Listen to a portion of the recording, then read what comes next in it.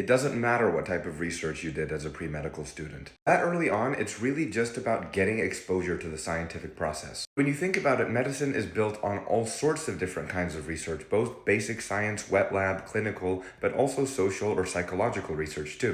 But a lot of pre-medical students seem worried that there's one type of research that's better than the other when it comes time for the med school application.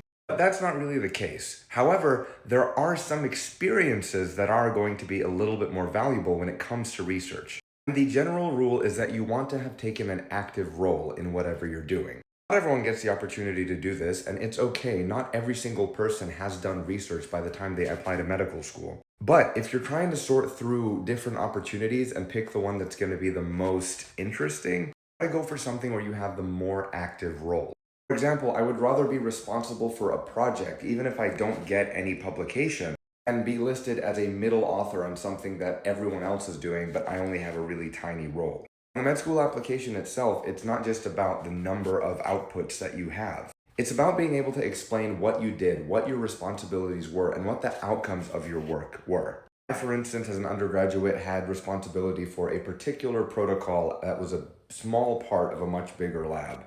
I did not get any publications out of it, but that's okay. I had a lot to say about what I learned from the experience. Other people will have done multiple publications or poster presentations or whatever it may be because that's their passion and that's a strength too. And there will be other people who get into medical school with only having attended some lab meetings or having had very little exposure to research.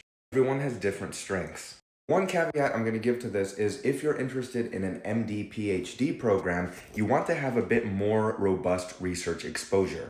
Many MD PhDs I've met have assured me you don't have to have an incredible research portfolio to be a compelling applicant. And also many of the successful applicants to MD PhD programs have done some substantial investment in research. Whether that came in the form of longitudinal engagement over an undergraduate career, summer internships, or work after graduating as a lab assistant or in some other research role, the average applicant that is successful to an MD-PhD program will have a broader scope of exposure to research than a common applicant to the general MD or DO programs. What kind of research exposure do you have? Let me know in the comments and let's talk about it.